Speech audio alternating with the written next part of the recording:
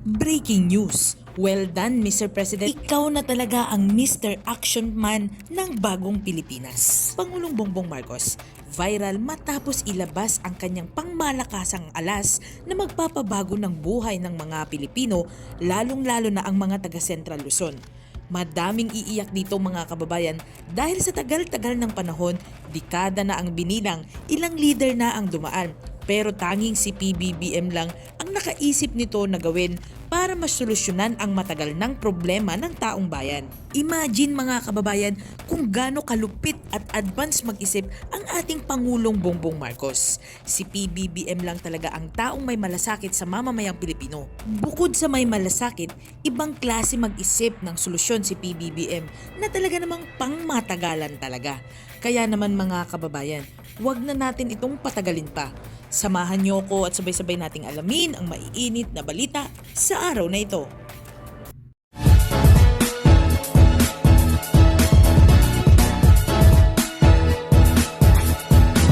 Breaking news! Pinasinayahan noong August 7, 2024 ni Pangulong Ferdinand R. Marcos Jr. ang Integrated Disaster Risk Reduction and Climate Change Adaptation Project Stage 1 o IDRR-CCA-1 sa Masantol, Pampanga.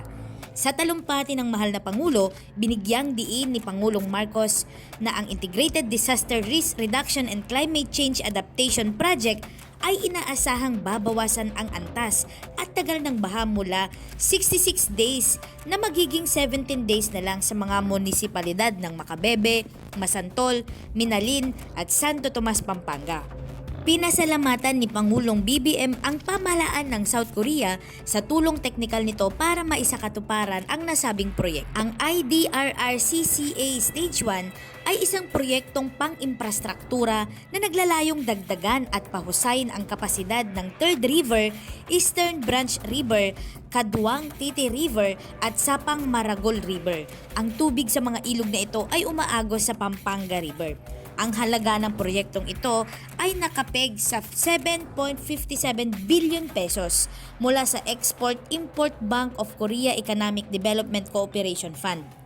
Nakatulong din ang proyekto na mabawasan ang tagal ng pagbaha dulot ng bagyong Karina at habagat sa Macabebe, Masantol, Minalin at Santo Tomas mula humigit kumulang 4 na buwan hanggang 2 linggo na lamang. Inatasan ni Pangulong Marcos ang Department of Public Works and Highways or DPWH na tiyaking magpapatuloy ang ikalawang yugto ng proyektong ito ayon sa nakatakdang upang ganap na maisakatuparan ang mga benepisyo ng proyekto at magbigay pa ng pangmatagalang solusyon sa pagbaha sa Pampanga. Binigyang diin ni Pangulong Marcos na ang mga natapos na flood control project sa Central Luzon, partikular ang 85 million pesos Pampanga River sa Gabaldon, Nueva Ecija na natapos noong May 2024. Para sa kaalaman ng lahat, nakumpleto na rin ng pamahalang Marcos ang 91 million pesos rehabilitation na eroded bank ng Pampanga River sa Katindig, Arayat. Hinimok ni Pangulong Marcos ang mga residente at lokal na opisyal na tumulong sa pamahalaan sa pagkamit ng holistic approach at pagtugon sa problema ng pagbaha sa buong bansa. The Integrated Disaster Risk Reduction and Climate Change Adaptation Project is a flood control measures in the low-lying areas of Pampanga Bay. The project aims to mitigate flood risks in the local river network caused by global climate condition and continuous sediment transport in the river system and lahar flows from the eruption of Mount Pinatubo, which changed the landscape and topography of the province of Pampanga. The IDRR-CCA would help reduce the flood level and duration by improving the drainage efficiency of the tributary river network, Third River, the Eastern Branch River, Kaduang Tete River, and Sapang Maragol River. The project was made possible through the technical assistance and funding facility availability extended by the government of Korea to the Philippine government. This endeavor best demonstrates the flourishing partnership between the governments of Korea and the Philippines.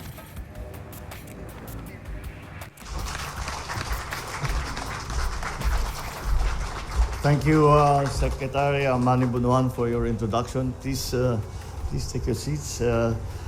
With us today is House Speaker, Speaker Martin Romualdez, of course, His Excellency, the Ambassador of the Republic of Korea to the Philippines, His Excellency Lee Sang-hwa, Pampanga 4th District Representative Ana York Bondok, who is whose district is the beneficiary of this very important and very extensive, large project for flood control.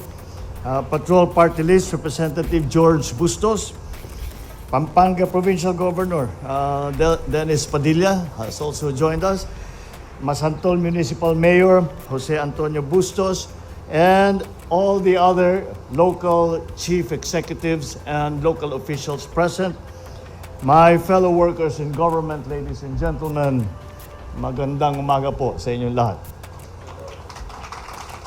It is with great pleasure that I join you here today to inaugurate the Integrated Disaster Risk Reduction and Climate Change Adaptation Project, Stage 1, a project made possible with the help from our friends in the Korean government, and as a response to the eruption of Mount Pinatubo in June 1991 that spewed massive amounts of volcanic ash that covered vast swaths of the province of Pampanga.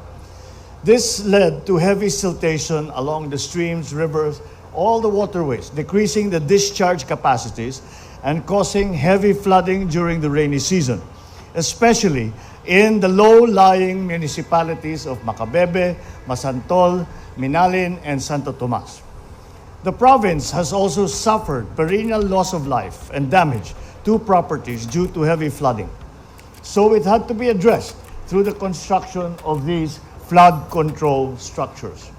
In response, the Philippine government, with the technical and financial assistance of the Korean government, developed a study which became the foundation for the construction of structural measures that we now have the privilege to inaugurate. The IDRR CCA-1 costs more than 7 billion pesos, and it aims to mitigate flood damage by increasing the discharge capacity of the Third River, the Eastern Branch River, the Sapang-Maragwal River, and the Kaduang-Tete River. To fully realize the project's benefits and provide long-term solutions to flooding here in Pampanga, I am now instructing the Department of Public Works and Highways to ensure that Stage 2 of the IDRR CCA will be proceeding as scheduled. I have the assurance, as we were looking at the floodgates and the technical explanation of what this is, the ambassador assures me that the planning and the technical examination for Stage 2 has already begun. Maraming salamat po.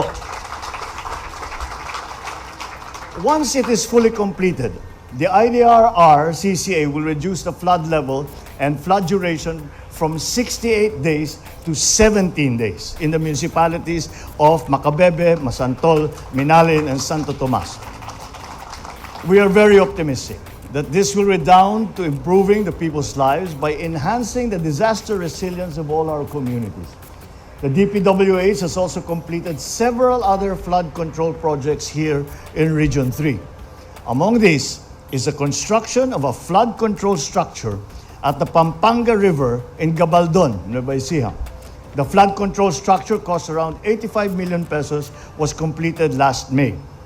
Another completed project is the rehabilitation of the eroded bank of the Pampanga River at Kandanting, Arayat, and that project was cost 91 million pesos, was completed in October of last year. So let me assure all that the government, through the Public Works, will expeditiously complete the ongoing flood control projects here in Region 3. However, this is only half of the solution. Flood control projects are meant to help minimize the effects of flooding, and they will help in reducing the size of the areas affected, decreasing the height of the flood, and shortening the time for flooding to subside. With climate change and with the effects of an increasing overpopulation, we expect that we will experience more and more of these historic flooding events. For flood control to work, we must do our part in maintaining our canals and waterways and in recycling and properly disposing of our garbage. Rest assured that this government is working and doing all it can to pursue initiatives and programs to protect our citizens and the environment, to innovate current trends in disaster risk reduction and management, as well as to ensure heightened climate responsibility and justice. But our local government units and our citizens also have an extremely important role to play. At this juncture, let me once again thank our friends from the Korean government for their help in completing this important stage 1 of the IDRR CCA project. Let us continue to explore other areas of cooperation that will uplift both our countries and the lives of our people.